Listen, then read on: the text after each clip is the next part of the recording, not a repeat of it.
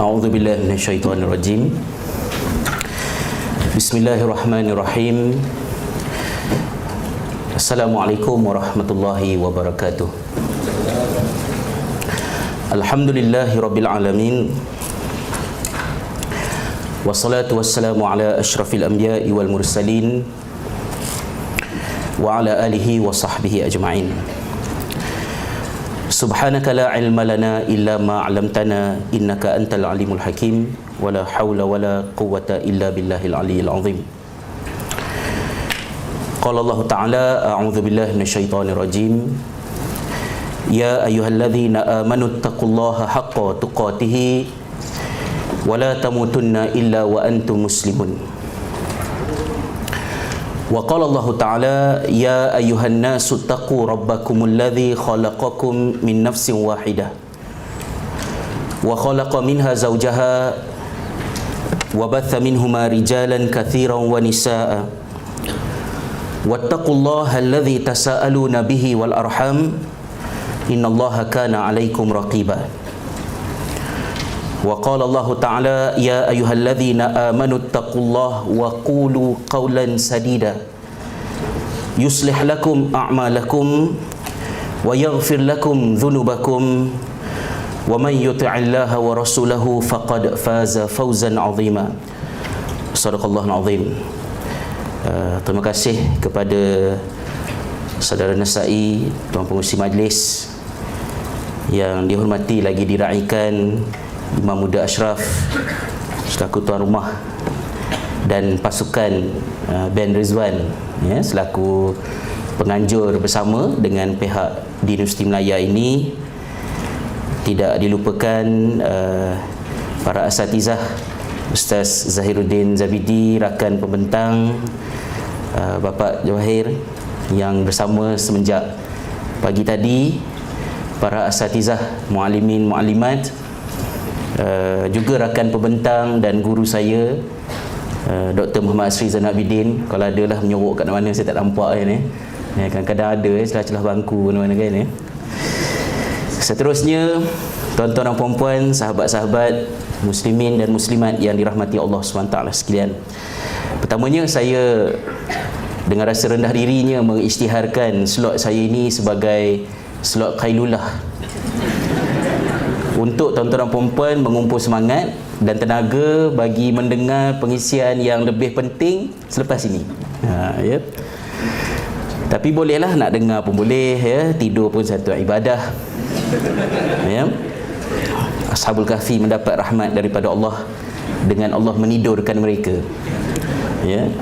Itulah. Saya menyambut apa yang telah dibentangkan daripada awal tadi.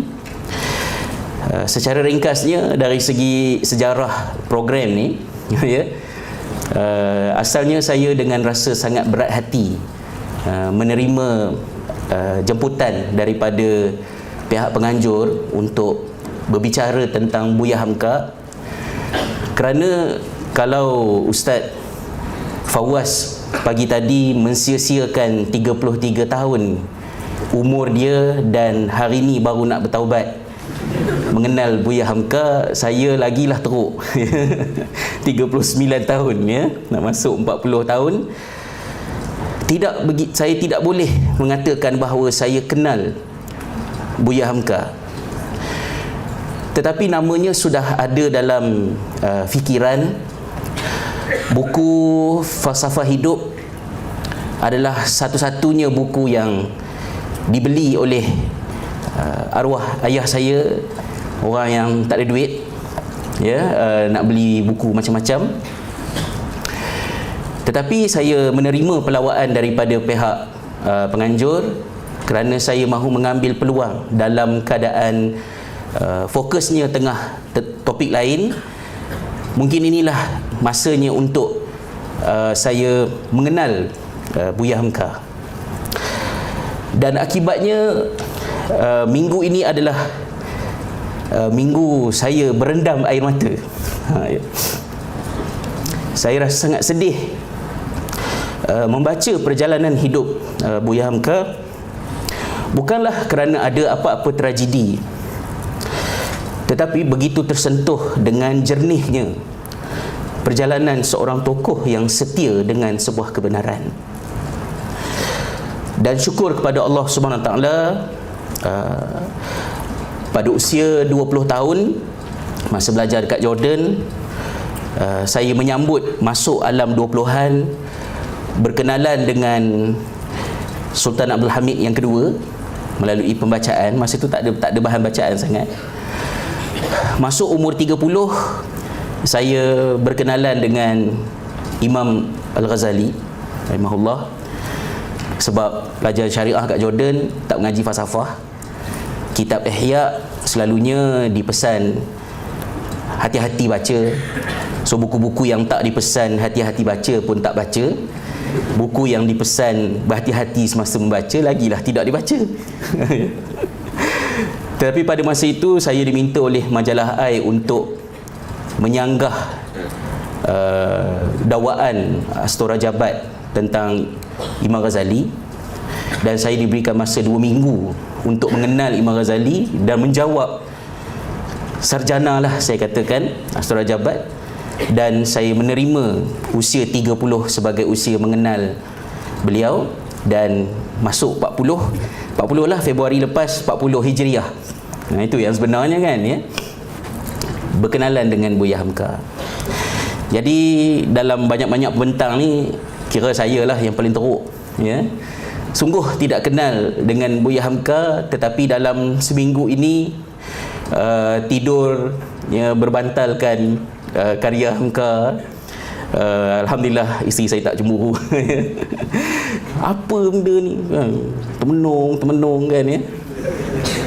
Kemudian tadi masa tengah sedap dengar ceramah Ustaz Zahiruddin, orang rumah saya post kepada saya sekeping surat.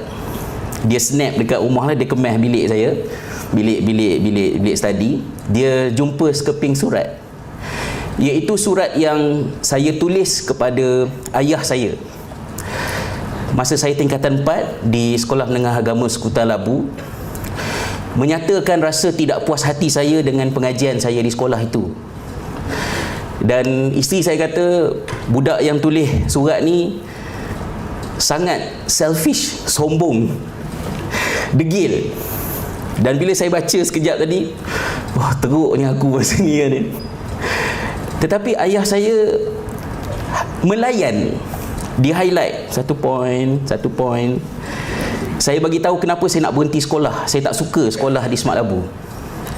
Sebab sains bukan saya.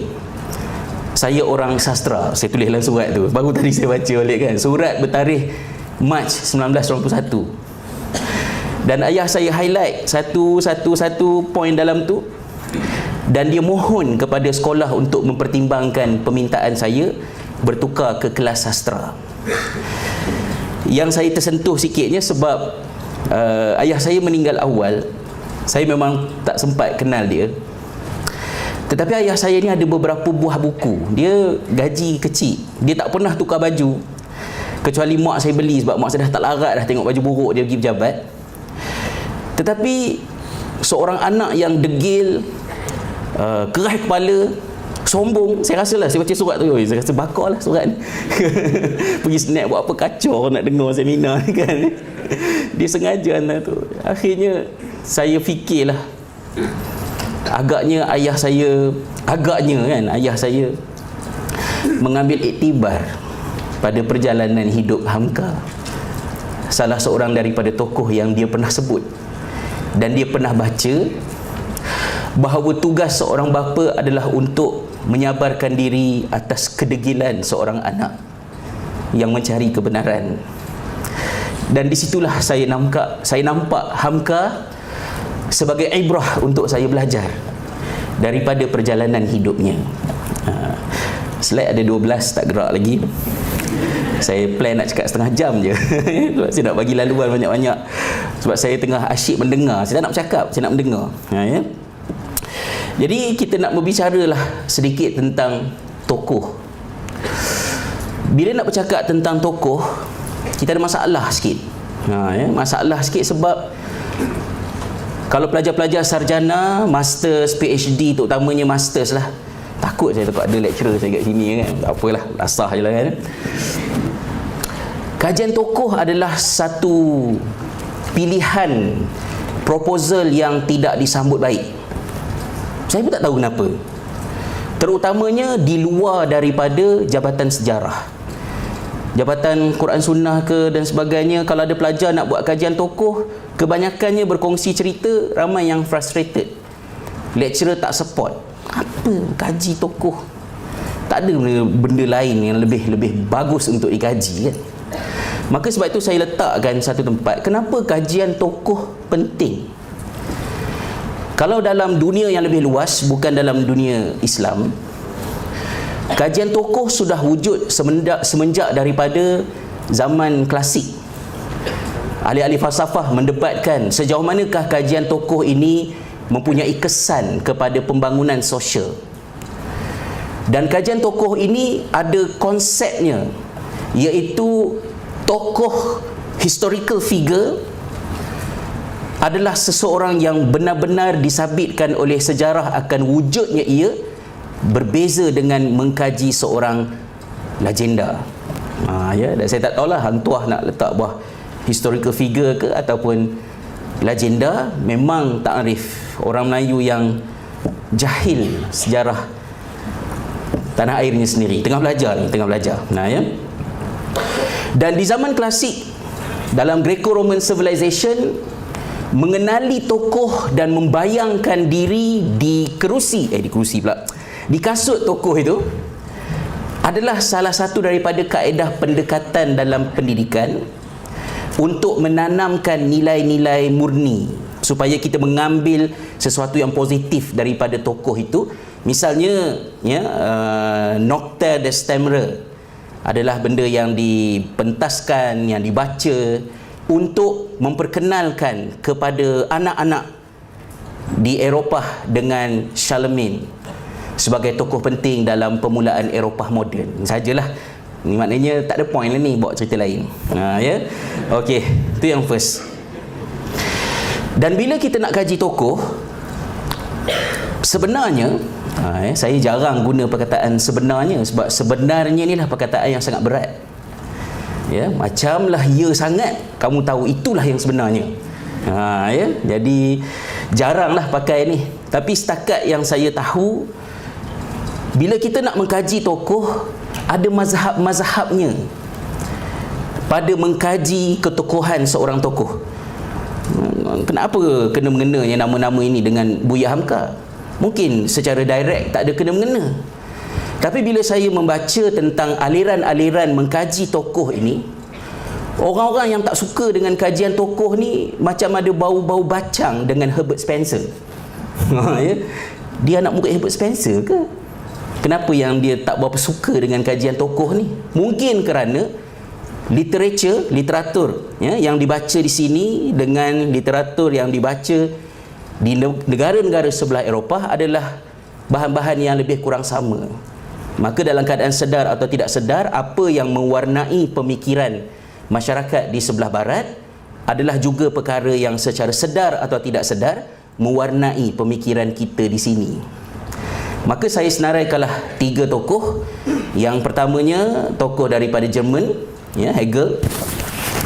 Yang mana Hegel adalah seorang yang dianggap sebagai pengasas kepada konsep world historical figure, iaitu satu teori yang dipakai untuk mengkaji mana-mana tokoh. Kita nak ambil seorang tokoh, kita nak kaji dia. Ya. Yang mana Hegel berpendapat bahawa world historical figure, tokoh-tokoh yang besar ini besar, puncanya ialah kerana mereka ini di dalam sejarah melontarkan wacana. Ada sesuatu yang mereka lontar melalui pengkaryaan mereka ataupun melalui dakwah mereka, dan lontaran itu menghasilkan respon yang menyanggahnya ataupun yang menjawabnya, dan itu menatijahkan sebuah sintesis yang bermanfaat untuk membina umat. Jadi basically-nya tokoh-tokoh dunia ni adalah orang-orang yang bukan orang-orang yang go with the flow. Orang-orang yang go with the flow payah nak outstanding. Okey je, okey, ikut je lah ya. Pepatah Melayu kata bagai melukut di tepi gantang. Hadirnya tidak disedari, perginya tidak dirindui. Kan macam tu je lah, berlalu macam tu kan. Orang ini tidak akan membentuk sesuatu. Orang yang membentuk sesuatu adalah orang yang melontarkan satu wacana dan wacananya itu dibalas. Kata Hegel lah. Ya. Dia memberikan contoh, misalnya Caesar, ya, Julius Caesar, seseorang yang lahir pada suasana ketika mana Rom berada di persimpangan, ya, antara mempertahankan keadaannya sebagai sebuah republik ataupun beralih menjadi sebuah empire. Dan Caesar tidak berjaya untuk memposisikan dirinya sebagai seorang emperor. Dia pergi, tetapi namanya terkait dengan konsep empire, ya, Tsar, ya, Kaisar, ya, semua itu adalah lanjutan daripada benda tadi. Jadi maknanya seorang tokoh itu mungkin tidak meninggalkan sesuatu yang membekas di zamannya, tetapi dia melarat pengaruhnya selepas dia meninggal dunia. Itu contoh-contoh yang kita jumpalah berkaitan dengan orang-orang yang macam ni. Kemana saya pergi ni, ya? Okey, meraihkan mengantuk semua orang. Laju sikit ke depan. Seorang lagi tokoh daripada Scotland, Thomas Carlyle, memperkenalkan satu lagi konsep untuk mengkaji tokoh, iaitu berdasarkan kepada kepimpinan dan juga nilai keperwiraan pada tokoh tersebut. Jadi beliau mengkaji banyak tokoh, termasuklah, ya, junjungan mulia Nabi Muhammad sallallahu alaihi wasallam, dan Thomas Carlyle dianggap sebagai pemula kepada The Great Man Theory yang menjelaskan tentang impak, karisma, hikmah dan kemahiran berpolitik dalam membentuk sejarah. Tapi orang-orang macam ni, Hegel dan juga Thomas Carlyle ini, kalau kita ikut mazhab dia, maknanya kita akan memandang sejarah dengan melihat orang-orang yang atas-atas, berjawatan-jawatan, sehingga kita menganggap bahawa perlakuan-perlakuan mereka itulah yang membentuk sejarah. Kita terlupa kepada orang-orang yang di akar umbi. Ya, dan sebenarnya itu tidak begitu kena. Orang-orang yang di akar umbi ni tajuk ceramah semalam tu yang tak apa tidur malam kan. Sebab semalam punya tajuk yang baru juga untuk saya, tapi saya sangat seronok menyediakan bahan untuk tajuk semalam, iaitu tentang kehidupan anak-anak muda di zaman Daulah Osmaniyah. Ya, bukan tokoh-tokoh, anak muda. Bagaimana kehidupan mereka dengan hubungan bapa dengan anak, bagaimana bila anak-anak muda pergi ke kedai kopi pada kurun ke-15, 16, bagaimanakah tingkah laku mereka di dalam suasana seperti itu, social history. Ya, jadi benda ni mungkin akan tercicir kalau kita terikat dengan idea berkenaan. Walau bagaimanapun Hegel dan Carlyle ini membayangkan, menanggap bahawa orang-orang ini adalah merupakan wakil kepada konsep-konsep yang mana mereka ini hanya menyampaikan idea-idea tersebut dan bukan mereka yang membentuk sejarah. Maknanya benda ni dah fix. Ya, mereka ni hanya menjalankan sejarah. Maknanya bukan atas pilihan mereka sendiri. Maka kalau guna teori Hegel ataupun Thomas Carlyle ini, kita susah nak meneladani ketokohan seseorang. Sebab kehebatannya, kejayaannya adalah pada melakonkan skrip yang telah ditentukan oleh kehidupan, oleh Tuhan lah sepatutnya kan. Jadi saya rasa tak apa kena lah. Nombor tiganya, orang yang lagi garang lah, Herbert Spencer, social Darwinis. Dia kata tokoh-tokoh sejarah ni hanyalah trivia, benda-benda yang tidak berapa penting lah, ya, dalam sejarah. Tokoh-tokoh ini, the births, deaths, marriage of kings and other like historic trivialities are committed to memory not because of any direct benefits that can possibly result from knowing them, but because society considers them parts of a good education. Sebab kita anggap dia penting untuk pendidikan, maka dia berada di minda kita. Hakikatnya mereka tidak ada apa-apalah. So lantaklah dia orang, ya, dekat Eropah ni, pedulikan dia orang. Bagaimanakah kita sebagai umat Islam memandang tokoh-tokoh? Dan pada hari ini wacananya adalah berkenaan dengan Buya Hamka. Al-Quran Ustaz Zahiruddin bentangkan tadi, menjelaskan tentang kepentingan sejarah bagi kita umat Islam. Ya, misalnya saya terbaca komentar ya Dr. Abu Anas Al-Madani semalam. Alhamdulillah Ustaz. Ada disebutkan ya di dalam muqaddimah ya kitab Syajaratun Nur ya Az-Zakiyah fi Tabaqat Al-Malikiyah, menjelaskan tentang mempelajari kehidupan nenek moyang, mendidik akhlak anak-anak dan cucu cicit. Ya, kita belajar tentang sejarah orang dulu-dulu ini adalah untuk mengambil manfaat pada kebijaksanaan ya, dan juga teladan-teladan yang baik. Lalu Al-Quran menggariskan, bila kita nak tengok tokoh, nak pakai teori Hegel ke, Thomas Carlyle ke, Herbert Spencer ke, Al-Quran datang dengan konsepnya sendiri. Sekurang-kurangnya lah ada 4 ayat yang saya cuba kongsikan untuk menggambarkan bila kita nak mengkaji seorang tokoh, apa yang kita nak ambil daripadanya. Ini terutamanya khusus bagi pelajar-pelajar sarjana yang diperlekeh proposal mereka oleh pensyarah kerana bercadang untuk mengkaji seorang tokoh. Of course lah, kalau tokoh tu tokoh yang memang banyak dah orang kaji, macam nak tulis tentang Ibn Khaldun, mungkin payah lah sebab banyak dah kajian yang telah dibuat.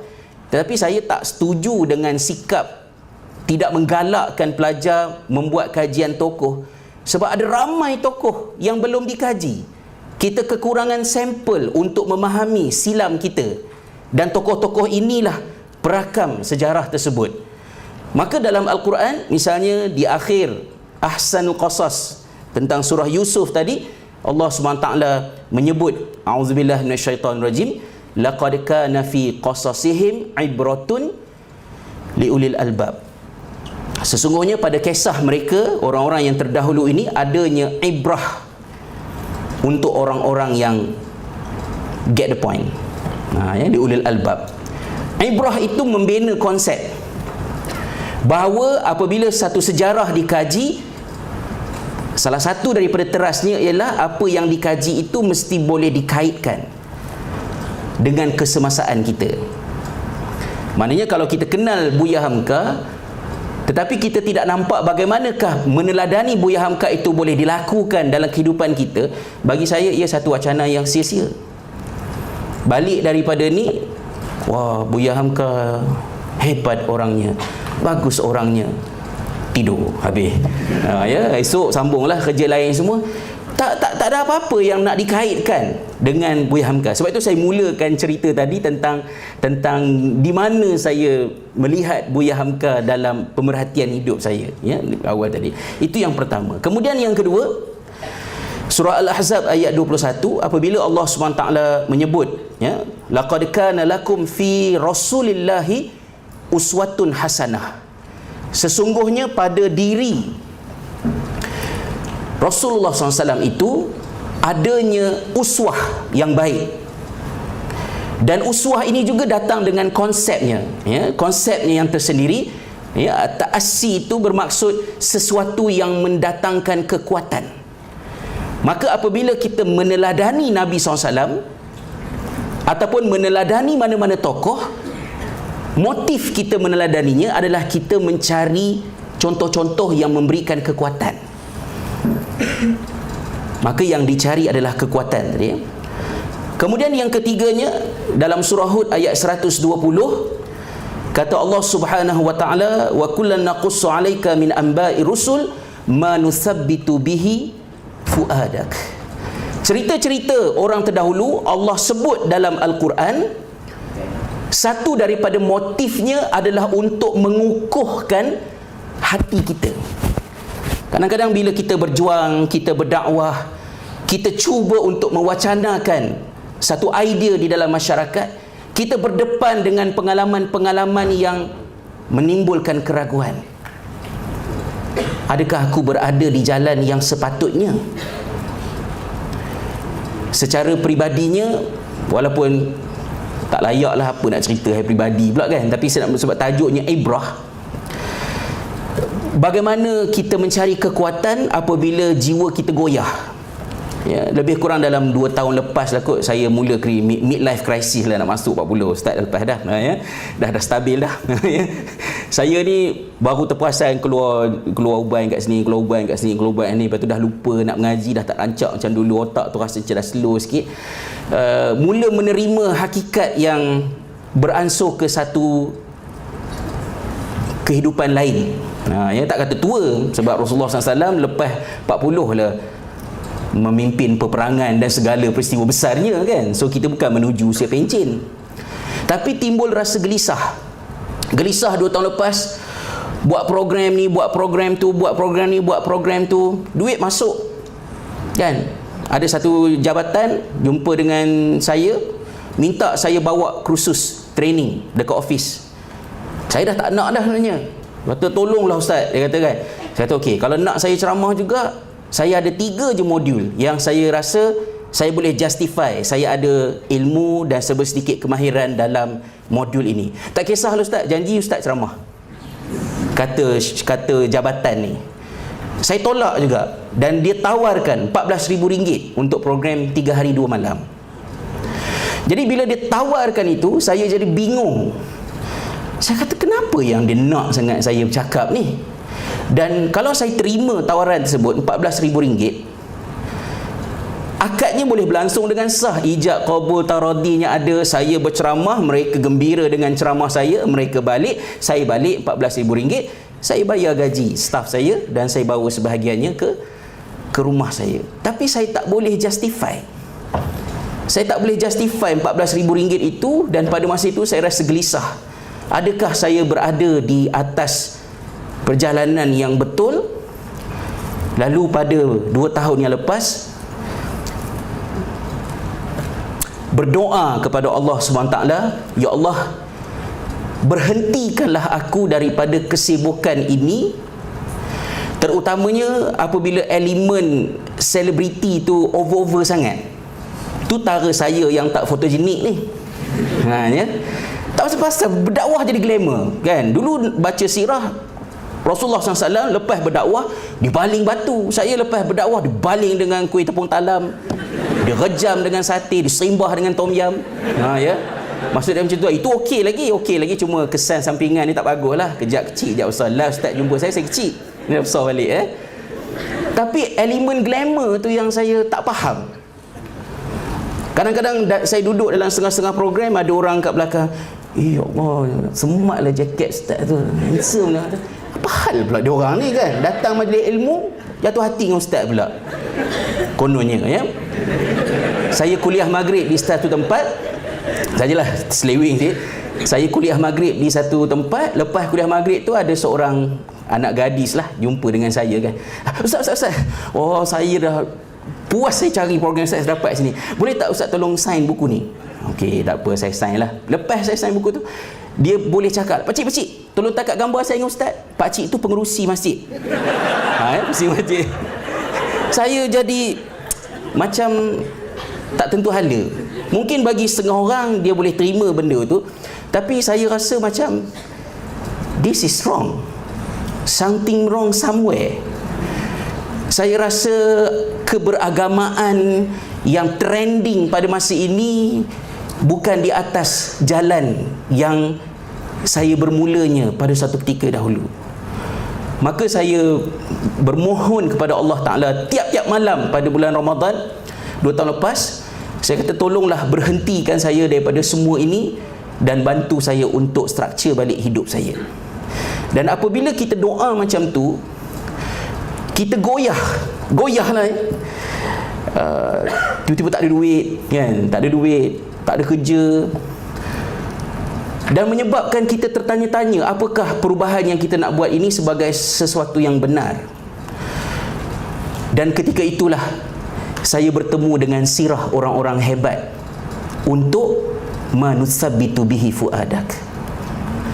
Dan itulah pentingnya membaca karya tokoh-tokoh, membaca sirah mereka untuk mencari kekuatan dalam meneruskan perjalanan kita pada meneladani perjalanan orang yang sudah muktamad perjuangan mereka. Dan yang keempat, bercerita la'allahum yatafakkarun, supaya berfikir. So kita dengar cerita dia, tujuannya adalah untuk berfikir. Okey, beberapa slide yang terakhir. Tak nak panjang. Kita mungkin sukar untuk menghargai Buya Hamka kalau kita tidak meletakkan dia di zamannya. Dia itu, Buya Hamka itu hidup di zaman yang bagaimana? Di zaman itu apa yang sedang berlaku? Seperti yang saya sebutkan di awal tadi, saya tidak begitu mengenali Buya Hamka. Disertasi master saya sedang mengkaji tokoh lain tentang Imam Birgivi. Dan Imam Birgivi, untuk memahami beliau, saya perlu memahami milieu dia, persekitaran dia. Saya bentangkan pada supervisor, saya kata Birgivi Mehmet Effendi menulis karyanya At-Tariqah Al-Muhammadiyah fi Bayan As-Sirah Al-Ahmadiyah sebagai reaksi kepada ketidakstabilan sosio-ekonomi dan politik pada masa tersebut. Jadi pensyarah saya tanya, apa yang tak stabilnya? Apa yang tak stabilnya? Balik dulu. Akibat daripada pertanyaan dia itu, 3 bulan saya tak jumpa dia. 3 bulan saya cuba untuk memahami apa sebenarnya yang berlaku pada zaman itu, hingga Imam Birgivi menulis karyanya.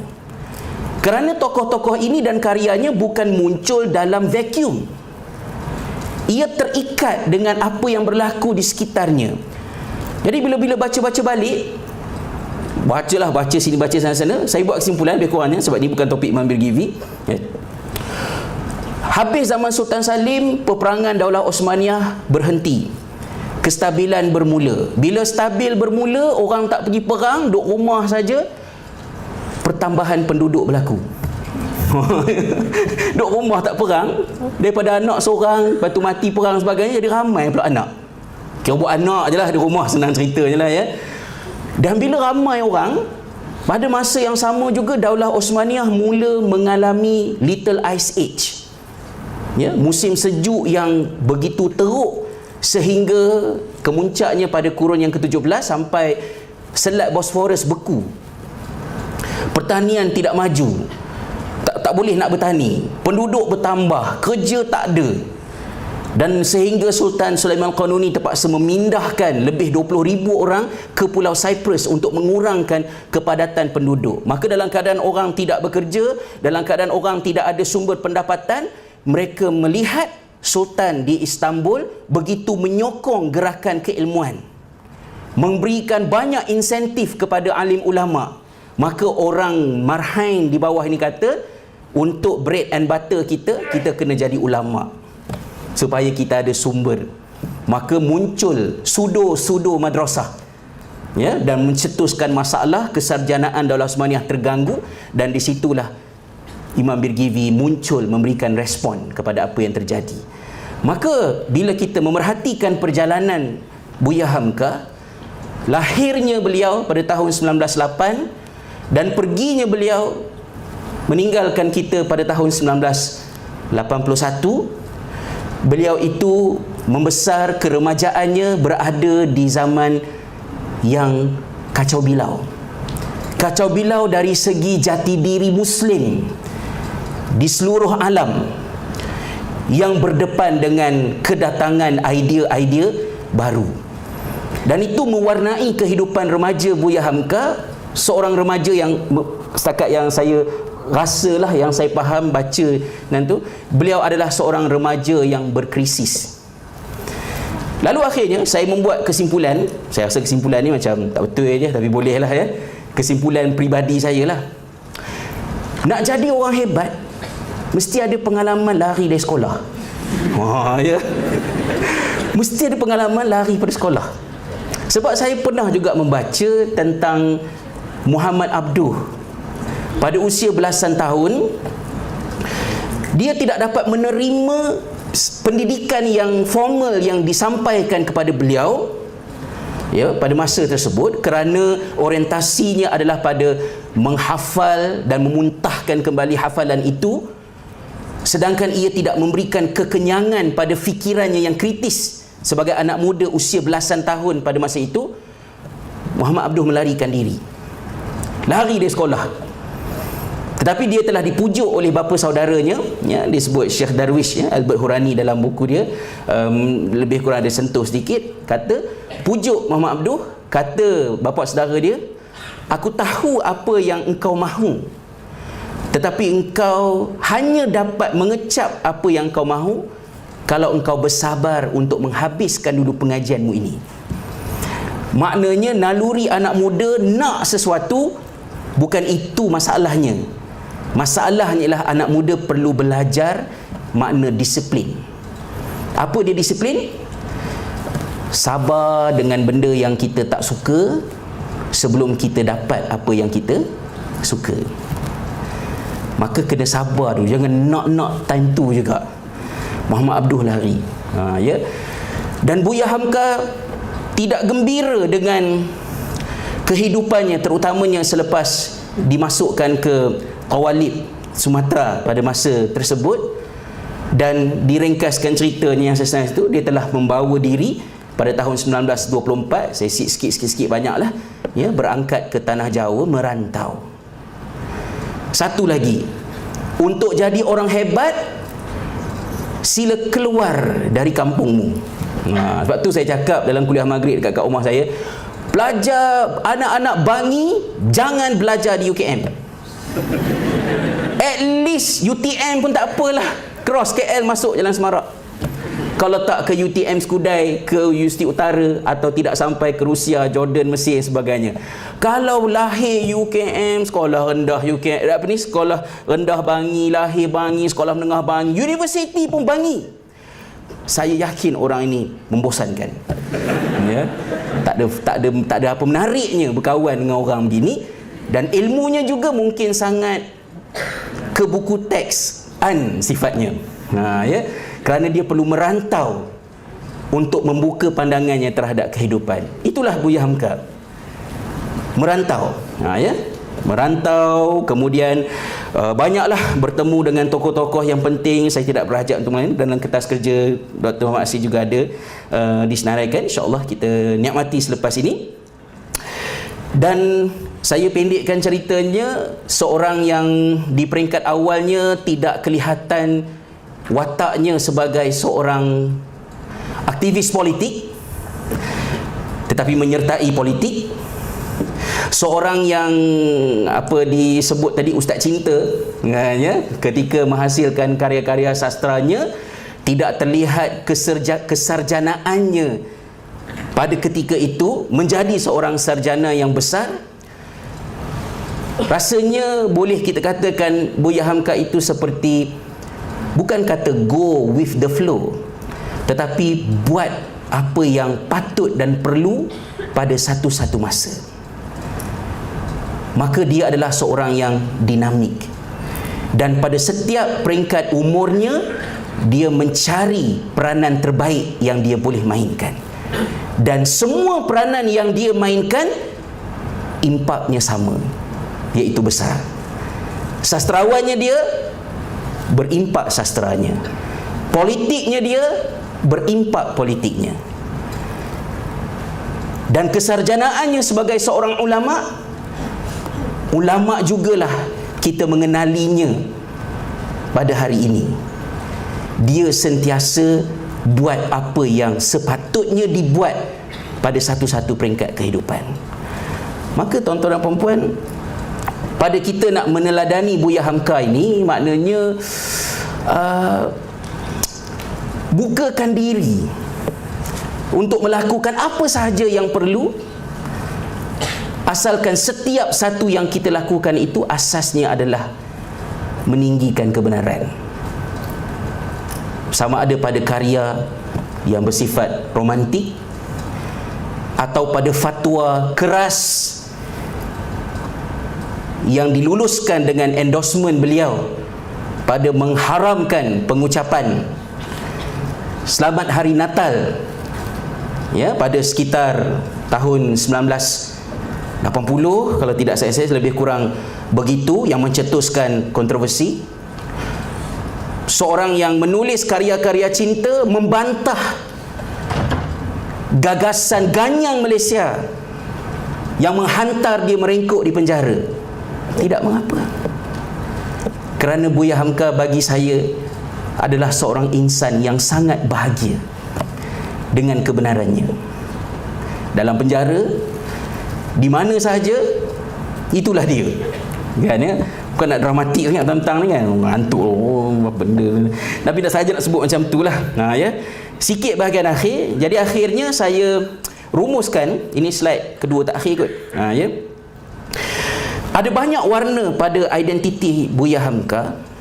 Kita boleh membicarakannya dari sisi beliau sebagai seorang sastrawan, boleh membicarakannya daripada sisi seorang aktivis, boleh membicarakannya daripada pelbagai aspek. Tetapi semua itu adalah kepelbagaian dalam kesatuan. Ya, ada sesuatu yang menemukan kepelbagaian tersebut. Kita tengok sikit. Yang pertamanya, bagi saya, Buya Hamka ini adalah seorang anak muda yang gairah dengan ilmu, membaca apa sahaja yang boleh dan perlu dibaca. Tidak ada persepsi pada menghalang Buya Hamka untuk membaca apa yang dia perlu baca. Orientalis, tak ada, kan? Baca semua. Kita tahu karya dia. Misalnya, saya rasa lagi seronok kalau petang ni saya kena cakap tajuk buku sejarah umat Islam Buya Hamka. Ya, kerana meninjau beliau daripada perspektif sebagai seorang sejarawan. Buku itu ditulis mengambil masa 22 tahun. 22 tahun baru siap buku sejarah. Buku sejarah ke senang tulis, setahun 3 buku. Wah, itu dah lain tu. Tu fiction tu. Ya. Sejarah yang berasaskan kepada sumber, sejarah umat Islam 4 jilid, kalau tidak silap saya, betulkan kalau saya silap, 22 tahun. Dan dalam keterbatasan maklumat, ya, misalnya Buya Hamka pada menggarap sejarah Daulah Osmaniyah, Buya Hamka banyak merujuk kepada karya oleh pengkaji-pengkaji Belanda. Ya, dan itu memberikan sedikit kejatuhan nilai kualiti pemberitaan tentang bahagian tersebut, tapi itu tidak menjatuhkan kesarjanaan beliau, kerana itu yang terbaik yang dicapai dalam keterbatasannya pada masa tersebut. Tetapi sumber-sumber yang lain, daripada Istana Terengganu, daripada Kesultanan Riau, bekerjasama dengan Buya Hamka memberikan naskah-naskah untuk dirujuk bagi menghasilkan karya sejarah umat Islam. 22 tahun baca sejarah umat Islam, kita tahu ini orang yang masa mudanya seorang yang banyak membaca. Ya, banyak membaca, dan pembacaannya pelbagai. Masa zaman belajar kat Jordan dululah, ya, ada satu trend masa tengah kaya raya, duit banyak, beli kitab. Ya, tengok senior Dr. Asri semua ni kan, kitab banyak. Jadi kita yang junior ni pun nak banyak jugalah, tapi beli kitab tu dengan matlamat untuk membanyakkan kitab. Jadi kita boleh kenal siapa yang banyak kitab banyak baca, siapa yang banyak kitab tak baca, siapa yang sikit kitab banyak baca, siapa yang sikit kitab dan sikit baca, siapa yang tak baca langsung. Boleh kenal. Tapi saya nak fokuskan pada orang yang banyak kitab tapi tak baca. Biasanya mereka ini adalah orang yang kitabnya cantik-cantik di dinding. Ya, Sahih Bukhari, Sahih Muslim, Fathul Bari, Majmu' Imam Nawawi sedepa tu. Ya, insya-Allah tak baca lah tu. Ni suuzon saya lah, ya. By default dia kena suuzon. Ya. Kan ya. Kemudian bila duit Malaysia jatuh 1997, duit Malaysia jatuh, habis mereka ini jual kitab. Jual balik, sebab macam baru beli. Boleh jual balik kan? Jual balik. Nampak sangat tak baca. Ya. Kita miskin macam mana pun, satu benda lah, buku tak boleh jual. Rasa macam jual anak kalau jual buku ni kan, ya. Ya. Tapi Buya Hamka, kita baca, kita tahu dia banyak membaca. Maka anak-anak muda meneladani Buya Hamka, usia muda baca Shakespeare dan siapa tadi? Goethe. Goethe. Allah, saya selalu keliru nama dia. Shakespeare menggunakan 80,000 perkataan di dalam karya klasik dia. Dan pelajar-pelajar sekolah di Amerika Syarikat pada hari ini masih boleh membaca karya Shakespeare dan memahaminya. Maknanya, perbendaharaan kata anak-anak muda di Amerika Syarikat adalah pada lingkungan itu, sehingga mereka boleh memahami karya klasik Shakespeare. Begitu juga di Jerman, yang saya sebutkan nama tadi, tak nak sebut sekali lagi, takut salah sebut nama. Tetapi Omar Ergi, seorang Turki, menulis buku Can a Bridge Build Itself? Kata kajian di Turki menunjukkan pelajar-pelajar di Turki hanya memiliki 3,000 ke 4,000 patah kata sahaja dalam perbendaharaan mereka. Dan ini berpunca daripada lemahnya membaca. Lemah membaca, kurang perkataan. Kurang perkataan, kurang modal berfikir. Kurang modal berfikir, tidak berfikir. Tidak berfikir, apa lagi yang tersisa pada kemanusiaanmu, wahai manusia? Kan? Tiba-tiba jadi puitis pula. Ada termazal ke? Kepuisi-puisi kan? Maksud saya itulah, kena banyak baca. Tak naklah pening-pening kepala sangat yang itu. Kemudian yang keduanya, meneroka peranan, saya dah sebut tadi. Yang ketiga, berdikari. Pergi ke Mekah 19 tahun, duit sendiri, atas nasihat Agus Salim. Tu apa yang saya bacalah ya. Kalau Bapak Jawahir ada pembetulan, betulkan saya. Membatalkan hajat untuk kekal berada di Mekah, kembali ke Medan. Maknanya berdikari. Berdikari. Kalau berdikari sungguh-sungguh. Semalam saya baca dekat Malaysia Insider. Ada pejuang karya indie membantah sikap kerajaan menghadkan voucher BRIM BRIM ke apa? Buku tu lah buku tu, voucher buku tu hanya boleh dipakai untuk karya ilmiah. Tak boleh dah nak pakai voucher tu untuk beli buku indie.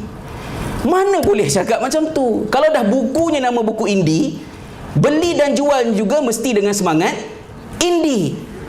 Saya tidak pernah mengambil voucher itu kerana saya ada pendirian saya sendiri.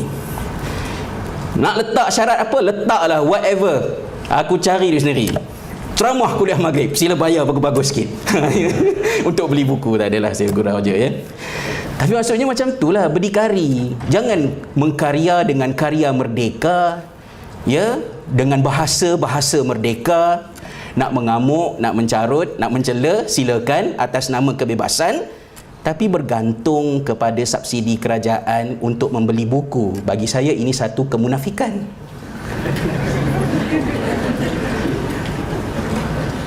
Tak tahulah. Wallahualam. Setuju boleh, tak setuju boleh. Pertama. Kedua, Buya Hamka juga mengharmonikan interaksi antara trend salafi dan tasawuf. Ini bahagian yang paling penting yang saya nak bukan tak pertahankan, yang saya nak beri tumpuan.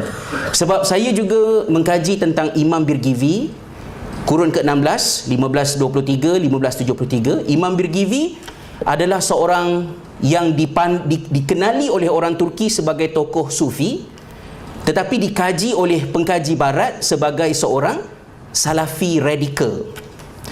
Jadi tak match, menyebabkan kajian-kajian tentang dia jadi tunggang langgang. Sampai akhirnya Birgivi ni sebenarnya salafi ke sufi, wahabi ke anti wahabi, kalau nak guna istilah tu kan. Jadi kenapa kita jadi celaru? Sebab kita mengikat diri kita kepada dikotomi tersebut.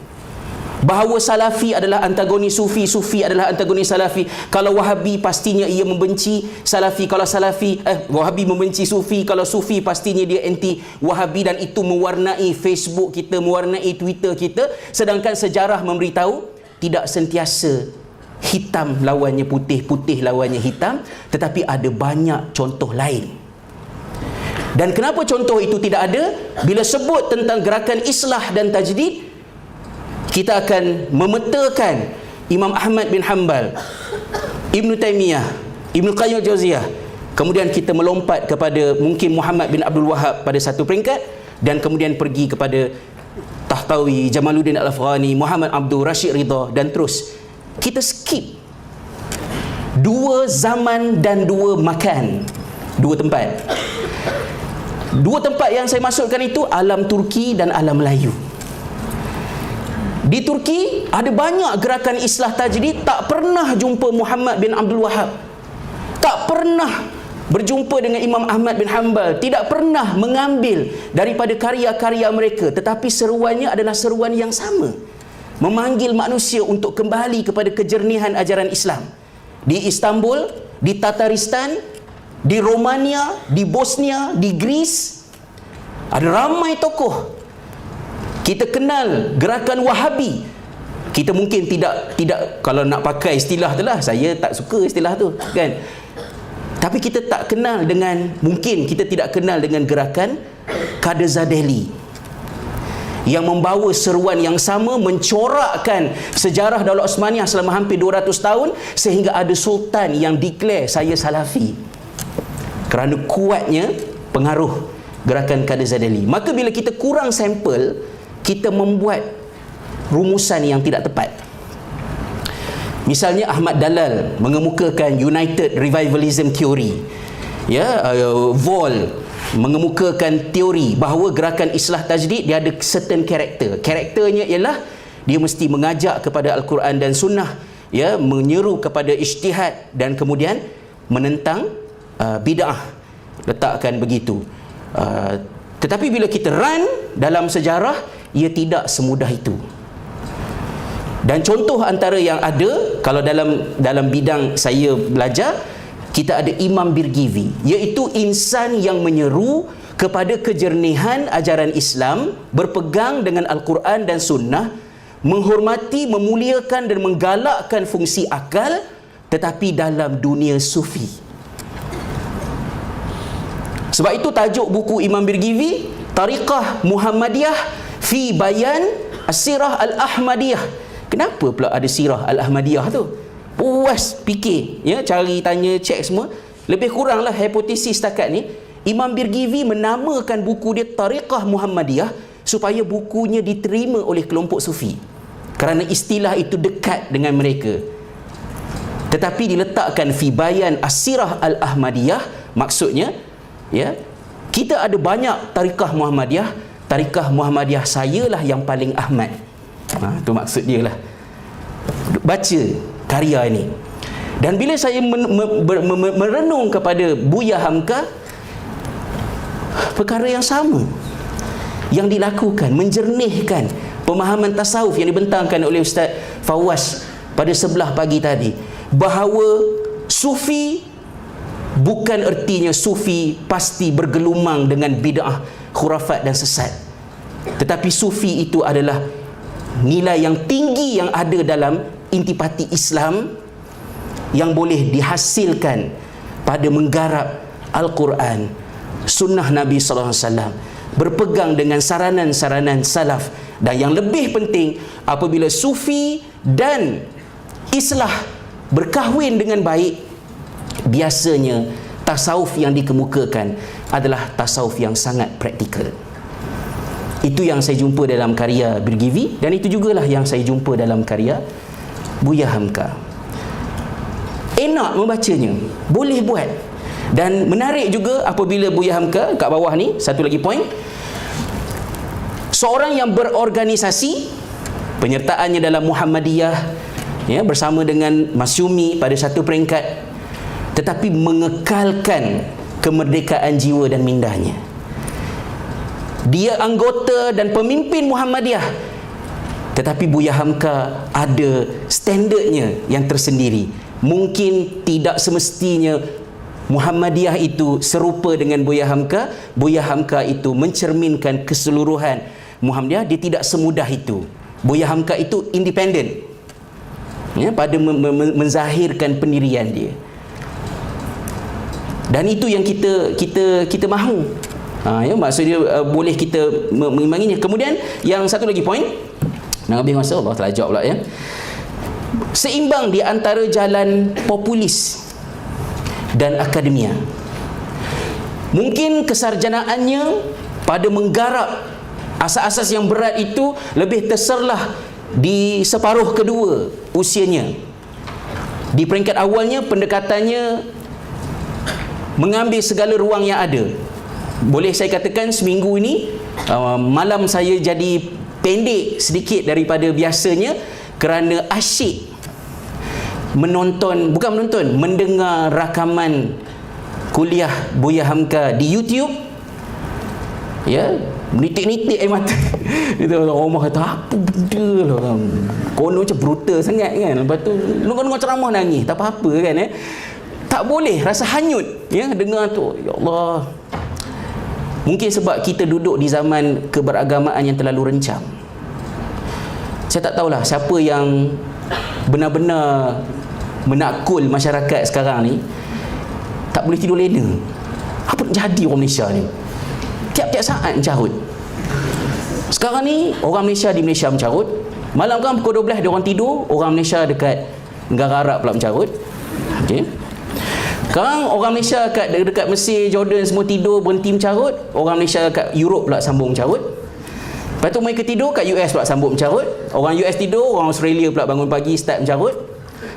Jadi tiap-tiap saat kita mencarut, maki hamun, kutuk, label sana, label sini, gelisah. Dan dalam kegelisahan itu, terima kasih kepada pihak penganjur kerana paksa saya untuk bentang tentang Hamka, walaupun saya tak erti apa tentang Hamka sebenarnya. Dan bila saya mendengar kuliah dia, saya seperti dipujuk untuk masuk ke satu alam lain. Dan alam itu bukan alam yang tidak berpijak di bumi yang nyata. Alam yang dibawa dalam ceramah Buya Hamka adalah alam yang memberikan sinar harapan. Masih ada harapan. Dan Buya Hamka keluar kat televisyen. Kalau nak kata televangelist, ya, misalnya Julia D. Howell, seorang tokoh yang terkenal dalam menganalisa pemikiran-pemikiran Buya Hamka, mungkin boleh dibawa ke Malaysia lagi ya, pada masa ini. Beliau mengkaji tentang pendekatan Buya Hamka dan menggambarkan beliau sebagai seorang evangelis. Evangelis maknanya sebagai seorang ustaz populis lah, keluar televisyen apa semua benda-benda macam tu. Tetapi dia keluar di televisyen itu dengan membawa kesarjanaan, dengan membawa ilmu, dengan membawa kesetiaan kepada ilmunya. Supaya itulah ada satu tulis artikel tu kan ya, anak-anak muda jangan tergopoh gapah sangat nak jadi selebriti. Ya, cepat-cepat nak keluar kat TV, nak muncul, lepas tu tak apa-apa kan, tak apa-apalah cakap rimeh dengar. Jadi maknanya sabarlah, sabar. 19, 20, 21, 22 tu biarlah orang tak kenal, belajar, mengaji, baca, pergi merantau, jumpa ni apa semua kan. Maknanya lepas tu barulah keluar. Jangan ikutkan sangat kehendak media, kehendak televisyen. Marah Imam Mudassar lain Imam Mudassar tak apa, saya kenal dia. Ya, sebab dia sebelum keluar TV dia selalu datang kuliah saya. Ya. Saya menghantar proksi ya. Tak adalah, saya gurau aja. Tapi media itulah cerita dia kan. Saya ingat sekali tu saya diminta untuk mengupas tafsir surah Yasin 20 episod. Pernah tengok? Saya tak pernah tengok. Sebab siarannya pukul 4 pagi. Lepas rakam tu saya kata saya memang tak tengok dah rakaman ni. Saya rasa yang tengok ni orang bangun, orang kecil manis bangun pergi toilet ya, lepas tu mak rempit balik rumah. Lepas tu orang jual nasi lemak nak start tumis sambal. Ya, ini je lah tengok pukul 4 pagi kan. Lepas tu nak ceramah ke, yang ni boleh cakap, ni tak boleh cakap, ni boleh cakap, ni tak boleh cakap, ni boleh cakap. Pasal apa pula ada benda boleh cakap, benda tak boleh cakap? Kita tahulah apa yang benda yang boleh cakap, apa benda yang tak boleh cakap. Jadi maksud saya, media itu meletakkan syarat-syarat. Dan bila meletakkan syarat, kalau kita masih lagi tunas, kita akan larut dalam syarat-syarat tersebut. Sebab tu jangan beria-ria sangat nak ke depan kamera. Nak ke depan kamera, selfie. Jangan pergi arus perdana, bahaya. Nanti apa ni, ilmu tah mana, lepas tu cakap repek-repek, orang tegur, peminat defend. Baik jadi macam orang yang tak terkenal ni, Macam saya, Ustaz Zahirudin, kalau kami silap, senang je nak betul. Ustaz, tak betul itu. Oh, okey. Tapi kalau saya glamour, Ustaz Zizah salah. Mana boleh takau Ustaz Zizah salah? Kamu siapa nak mengatakan salah? Itulah bencananya ilmu tak cukup, jadi orang glamour. Buya Hamka muncul di televisyen di hujung usianya, akhir 70-an, 80-an. Adalah tengok sikit-sikit. Dan kita menikmati. Televisyen itu hanya sekadar medium penyampai, tapi bukan identitinya. Seperti mana kita pernah menonton Syekh Said Ramadan Al-Buti dalam televisyen Syria dan juga tokoh-tokoh yang lain itu di televisyen. Maka saya tak berapa setujulah dengan evangelism yang Julia D. Howell gunakan, but it's okay. Dan bagi saya yang terakhir, iktibar yang paling besar yang kita boleh belajar daripada Buya Hamka ialah beliau, walaupun la nuzaki ahadan, Allah, kita tidak melebih-lebihkan pada memuji seseorang, tetapi sirah hidupnya yang telah dimuktamadkan pada 1981 pagi Jumaat tersebut, Buya Hamka adalah seorang insan yang setia dengan kebenaran.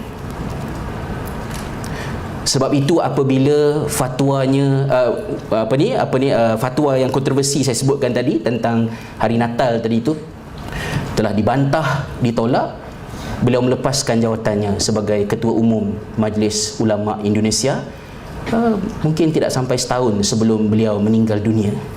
Dan saya juga melihat contoh yang sama yang dibuat oleh Imam Birgivi,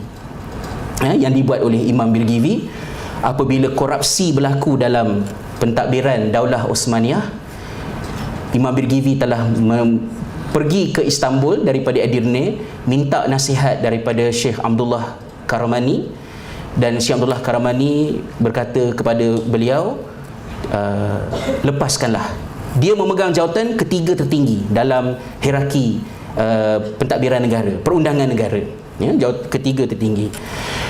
Dan sebab itu saya letakkan di depan buku terbaru saya, Menalar Makna Diri, petikan kata-kata Imam Birgivi. Lebih kurang katanya, pelihara kejernihan hati, damaikan hati, tenteramkan hati, fokuskan kepada kebenaran, insya-Allah diri kamu tidak akan tersasar daripada jalan yang sebenar.